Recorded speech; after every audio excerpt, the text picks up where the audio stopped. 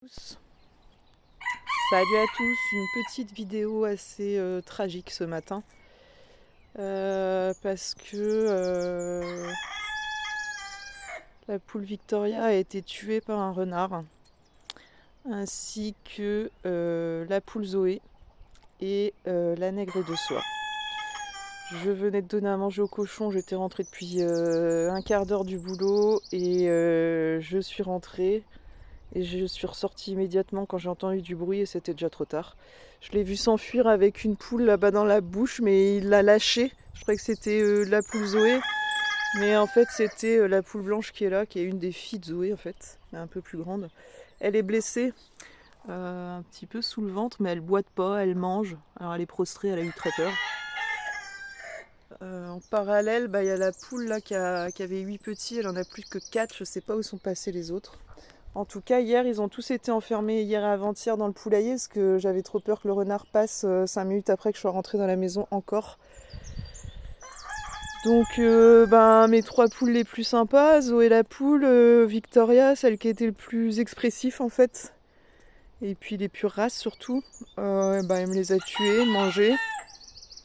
La nègre de soie, la poule Zoé, et puis Victoria quoi.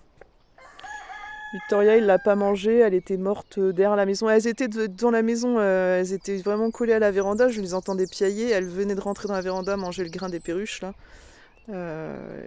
Et puis il est venu vraiment les chercher devant la maison et jusque devant le portail là. Il s'est enfui là-bas derrière les ruches. Donc voilà. Sachant que lundi matin j'étais chez le veto avec Abou qui s'est fait shooter par une voiture. On a fait des radios, a priori ça devrait aller, il n'y a pas de fracture visible, mais c'est dommage que je sais pas où il est parti pisser là, je pense, il est parti faire un tour. Il ne peut plus utiliser sa queue pend derrière lui, pourtant il n'y a pas de fracture de colonne vertébrale. Donc là, je suis assez inquiète parce que j'ai ouvert à tout le monde ce matin là, donc il y a ces 2 jeunes là qui sont assez sympas. Assez sociable, mais j'ai pas envie que le renard revienne quoi. Donc c'était pas hier matin, c'était avant-hier matin. Et ici il y a le petit Cani et ses frères. Pareil, 4 jeunes qui vont au-delà des grillages, passent les fossés, etc., se mettent en danger. Mais qui restent tout le temps ensemble. Il y a un nègre de soie bien blanc devant, espérant que ce soit une femelle, mais j'en doute. À mon avis, ce sera un mâle. Et les 2 autres, il y a la nègre de soie, la première, la noire, là c'est hollandais huppé, ça a l'air d'être une poule. La deuxième marron qui suit, là ça doit être une poule aussi, et les 2 autres des mâles à mon avis, vu la différence de corpulence, mais j'attends de voir quand ils vont grandir. Donc voilà, Victoria qui venait jusque dans la maison, dans le salon. Je l'ai trouvée morte, il l'avait laissée dans la pelouse, elle était encore chaude quand je l'ai trouvée. Donc plutôt triste, voilà. Et puis sinon les biquettes, les cochons ça va, elles m'ont défoncé mon grillage là-bas, donc les biquettes notamment Eleanor et sa petite, je les ai trouvées ce matin en rentrant du boulot en dehors du parc. Ah bah là on fait la sieste là maintenant, hein, on a crapahuté toute la nuit en dehors du parc. Donc ouais, le renard est parti par là-bas, j'ai fait hier matin le tour du champ, enfin j'ai longé le talus pour voir si je trouvais la poule Zoé ou la nègre de soie qui ont disparu. Mais non, j'ai pas trouvé. Donc très triste, c'est les 3 qui étaient les plus jolies, les plus races et les plus sociables. Donc ouais, dur.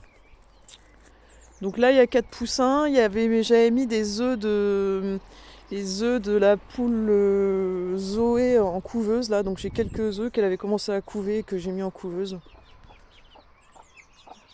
Et ici il y a 4 petits. Elle s'en occupe bien, mais par contre je sais pas où sont passés les 4 autres quoi. Impossible de remettre la main dessus. Alors je pense qu'il y a les choucas qui viennent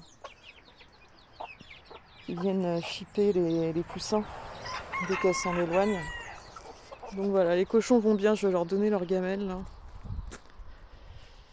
Ouais. Et puis les chèvres, elles viennent de rentrer là, donc c'est sieste aussi. Donc ouais, un peu écœurée, ma poule, surtout la poule Victoria et poule Zoé là, qui était quand même vachement sociable à venir devant la maison. J'étais plutôt tranquille devant la maison, voilà. Et en fait, ben, le renard. Là, il y a encore des plumes de la nègre soie là, pas de sang, mais des plumes partout. Et puis vraiment en l'espace de 5 minutes quoi, parce que je venais de rentrer, j'avais été donner la gamelle au cochon, genre à 8h30, 8h45, et ça s'est passé à 9h. En 9h, il m'avait tué 3 poules, enfin il m'avait embarqué 2 poules et tué la dernière, c'est incroyable. Il n'est pas revenu depuis, je ne l'ai pas vu. Hier, j'ai passé ouais, pas mal de temps sur les talus là, à faire du bruit exprès.